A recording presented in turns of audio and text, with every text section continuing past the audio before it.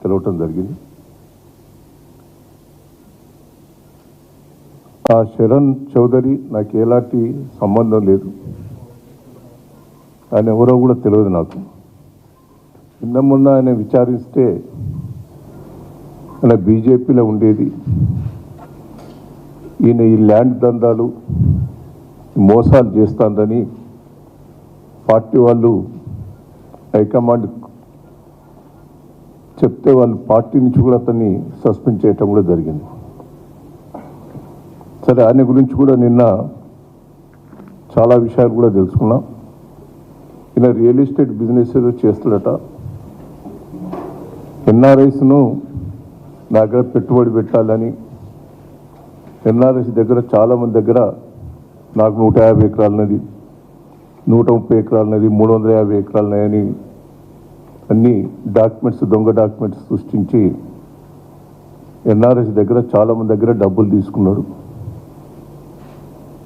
ఆ డబ్బులు తీసుకుని అందరికి కూడా మోసం కూడా చేయటం జరిగింది. సరే, ఎన్ఆర్ఐ ఒక విజయ్ అంటేనే ఆయన 5 కోట్లు తీసుకున్నాడు. ఆయన దగ్గర 4 నెలల బట్టి 6 నెలల బట్టి తిరుగుతూనే ఉన్నాడు. ఇస్తా అని అంటున్నాడు. ల్యాండ్ లేదని తెలిసిపోయింది. దొంగ డాక్యుమెంట్స్ అని ఆ విజయ్కి తెలిసిపోతే ఆ విజయ్ నా పైసలు నాకు ఇవ్వని కూడా ఆయన చుట్టూ తిరిగిండట. ఆయన పైసలు ఇచ్చే పరిస్థితి లేకపోతే ఆయన పోలీస్ కంప్లైంట్ చేయటం జరిగింది. ఆ పోలీస్ కంప్లైంట్ లోపల వాళ్ళు పోలీసు వాళ్ళంతా ఎంక్వైరీ చేస్తే దగ్గర రూపాయి లేదు, ఆ డబ్బులు ఇచ్చే పరిస్థితి కూడా లేడట. ఆ డబ్బులు ఇవ్వకపోతే నా డబ్బులు నాకు ఇవ్వనంటే ఆఖరికి ఏదో ఇల్లు అపార్ట్మెంటు బ్యాంకులో కుదరబెట్టింది ఉంటే 1,25,00,000 ఆయనే విజయ్ కట్టి దాన్ని అది 3 కోట్ల విలువదే, ఇంకా 2 కోట్ల రూపాయలు రావాల్సి ఉన్నాయట ఆయనకు. ఆ 2 కోట్ల గురించి ఒత్తిడి చేస్తుంటే ఇప్పుడు నా మీద ఆరోపణ చేస్తున్నారు. వాస్తవంగా ఎన్ఆర్ఐస్ మీకు తెలుసు, అందరూ కూడా నాకు పరిచయస్తులేదు. ఆ విజయ్ నా దగ్గరికి వస్తే వాళ్ళు ఎన్ఆర్ఐస్ని తీసుకొని వచ్చిందట. నాకు ఆ విజయ్ కూడా పరిచయం లేదు. ఆయనే ఎన్ఆర్ఐస్ని తీసుకొస్తే మీరే సిపి దగ్గర పోండి అని నేను సిపి దగ్గరికి వెళ్ళగొట్టాను. ఆ సిపి గారే చొరవ చూపెట్టి ఆ డాక్యుమెంట్ చూసి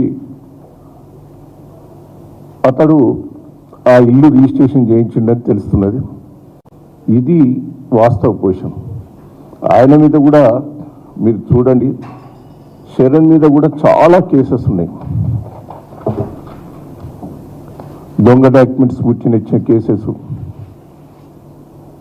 అదే తిరిగా ఈయన కంపెనీ పెట్టి ఇండస్ట్రీ పైన రాధా టీఎంటీసీ సీల్ సప్లై చేయటం, అందులో bogus petitions, cheque letters, cheque bank గ్యారెంట్లు, అన్ని కేసెస్ ఉన్నాయి.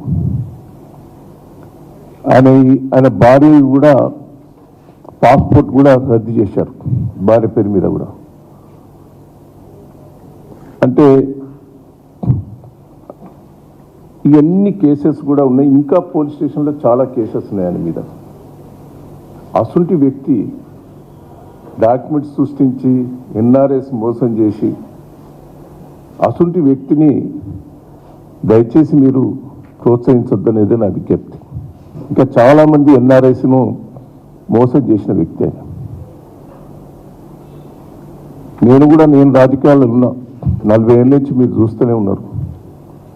ఎన్నడూ కూడా ఈ ల్యాండ్ జోలికి కానీ నేను పోను. ఎవరన్నా దగ్గర వాళ్ళు వస్తే న్యాయం చేయండి, ఎటు న్యాయం ఉంటే అటు చేయమని చెప్తా తప్ప పలానాలకు సపోర్ట్ చేసే వ్యక్తిని కాదు. నా రాజకీయ జీవితంలో ఎన్నడూ కూడా మచ్చలేదు. నన్ను ఎన్నో ప్రభుత్వాలు ఇరికియాలని ప్రయత్నం చేసినాయి.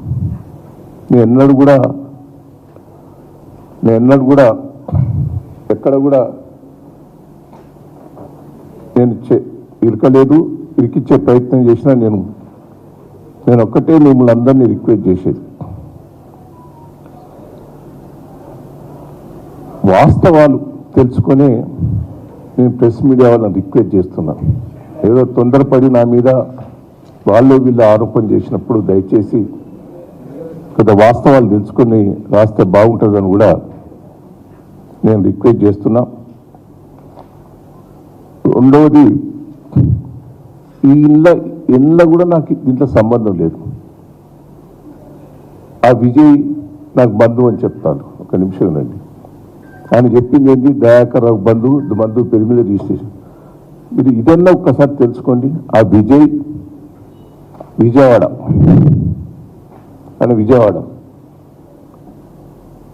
ఆయన మా క్యాస్ట్ కూడా కాదు, కాపు అంటున్నారా?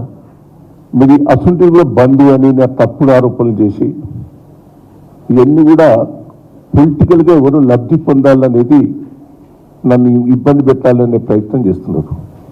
సరే, మీకు తెలుసు, నేను ఎన్నో కేసులు ఎదుర్కొన్నా. రాజశేఖర్ రెడ్డి పిల్లలు చూశారు మీరు. నన్ను ఒబ్లాపురంలో పోలీసులతో కొట్టించి జైల్లో పెట్టారు. మహారాష్ట్రలో బాబ్లీ ప్రాజెక్టు మీద కేసులు పెట్టి జైల్లో పెట్టారు. వరంగల్లో కూడా కొంతమంది ఆ రోజు ల్యాండ్ కబ్జాలు చేస్తే నేను ధర్నా చేస్తే నేను జైల్లో పోయాను. ఉద్యోగ పేర్లో కూడా జైల్లో పోయాను. ప్రజల కోసం నేను పోరాటం చేశాను తప్ప ఎక్కడ కూడా ఇంతవరకు ప్రజలకు కానీ ఎవరికి కూడా అన్యాయం చేసిన చరిత్ర లేదు.